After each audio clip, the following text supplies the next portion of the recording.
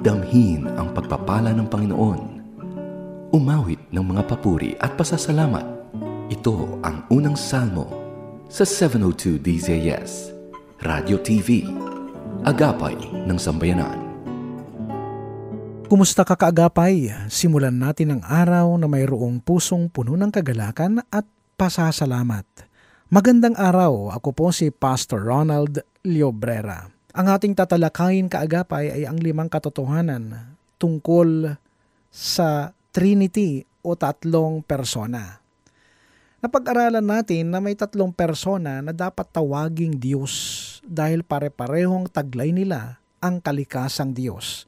Diyos Ama, Diyos Anak, at Diyos Espiritu Santo. Nagbubunga ito ng isang tanong. Itinuturo ba ng Biblia na may tatlong Diyos? Ang sagot ay hindi. At ang paliwanag ay matatagpuan sa katotohanan tungkol sa Trinity. Ang salitang Trinidad o Trinity ay hindi matatagpuan sa Biblia. Subalit ang katotohanang tinutukoy ng salitang Trinity ay maliwanag na itinuturo ng Biblia. Ang katotohanan tungkol sa Trinity o tatlong persona ay isang katotohanang ipinahayag. Ito'y katotohanang hindi natin kayang tuklasin sa pamamagitan ng ating makataong karunungan o makataong pandama. Ito'y katotohanang Diyos lamang ang pwedeng magpahayag tungkol sa kanyang sarili. Ang katotohanan ng Trinity ay tinatanggap at sinasampalatayanan natin dahil lamang sa ito'y ipinahayag mismo ng Diyos.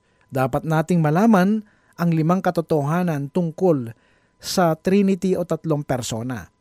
Unang katotohanan, ang Trinity ay hindi nangangahulugan na may tatlong Diyos. Maliwanag na itinuturo ng Biblia na iisa lang ang Diyos. Ang mga kaaway ng Trinity ay laging nagpaparatang na ang mga Kristiyano ay naniniwala at nagtuturo na tatlo ang Diyos. Ngunit dapat nating igiit na ang mga Kristiyano ay naniniwala sa iisang Diyos lamang. At ang Biblia ay maliwanag na nagtuturo na iisa lamang ang Diyos.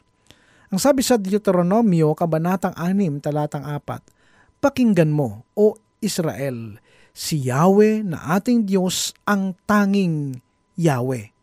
At sa unang Korinto, Kabanatang 8, Talatang 6, "Subalit para sa atin ay iisa lamang ang Diyos, ang Ama na lumikha ng lahat ng bagay, at tayo'y nabubuhay para sa Kanya. Iisa ang Panginoon, si Jesucristo, at sa pamamagitan niya ay nilikha ang lahat ng bagay, at sa pamamagitan din niya nabubuhay tayo." Pangalawang katotohanan, ang Trinity ay nangangahulugan na may tatlong persona ang iisang Diyos. Ang Trinity ay nangangahulugan na iisa ang Diyos na binubuo ng tatlong persona, Ama, Anak, at Espiritu Santo. Itong Biblia na nagtuturo na may iisang Diyos ay siya ring Biblia na nagtuturo na may tatlong persona na nagtataglay ng parehong kalikasan ng iisang Diyos. Ito'y katotohanang ipinahayag.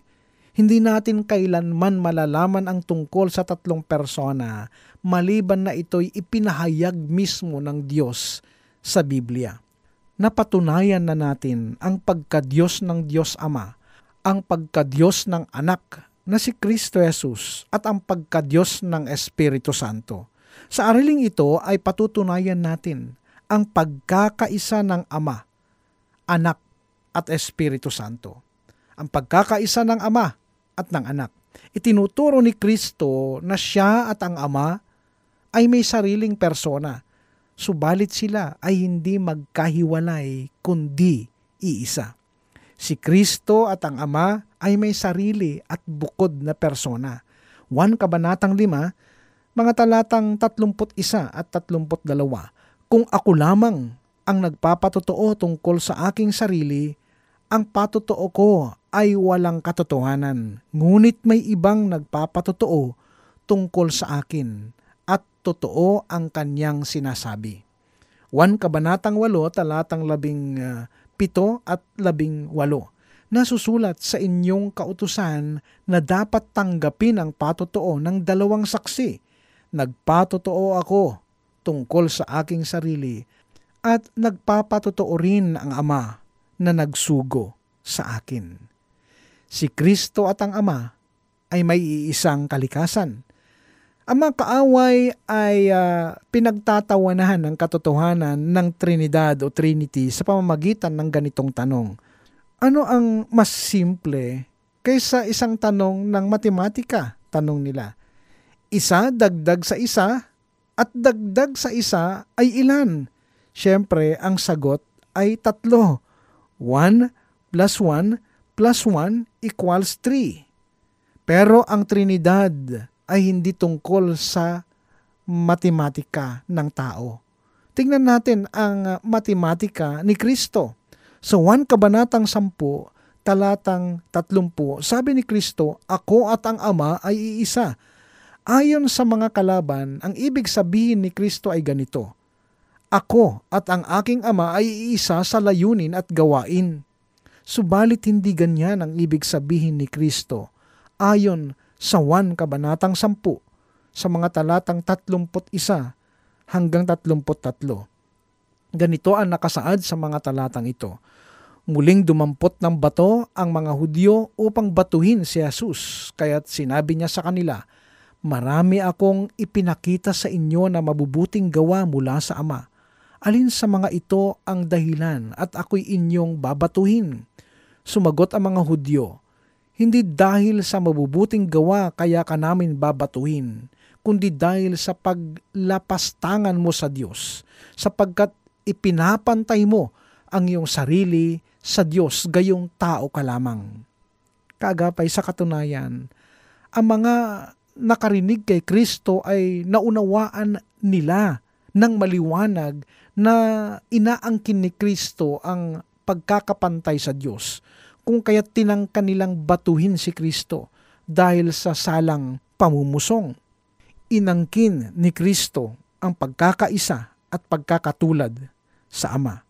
Pag-aralan natin ang 1 Kabanatang 14 sa mga talatang 8 hanggang 11. Sinabi sa kanya ni Felipe, Panginoon, ipakita po ninyo sa amin ang Ama at masisiyahan na kami. Sumagot si Jesus, kay tagal na ninyo akong kasama. Hanggang ngayon, hindi mo pa ako kilala, Felipe? Ang nakakita sa akin ay nakakita na sa Ama. Bakit mo sinasabing ipakita mo sa amin ang Ama?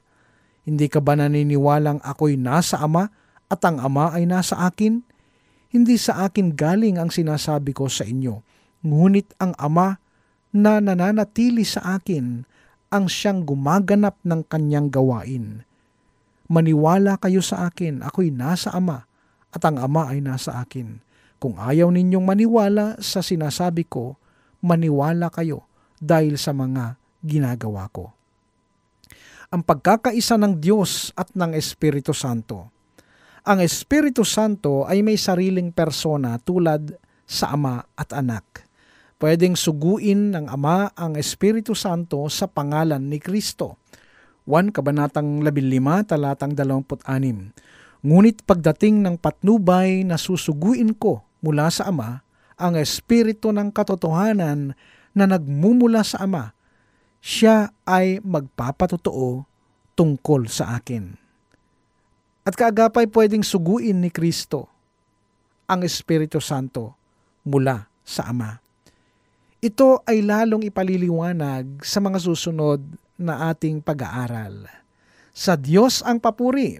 Magkarinigang muli tayo sa susunod na linggo kaagapay sa kapareho-reng oras, 5 to 5:30 ng umaga. Dito lamang sa ating himpilang 702 DZAS, Radyo TV, Agapay ng Sambayanan.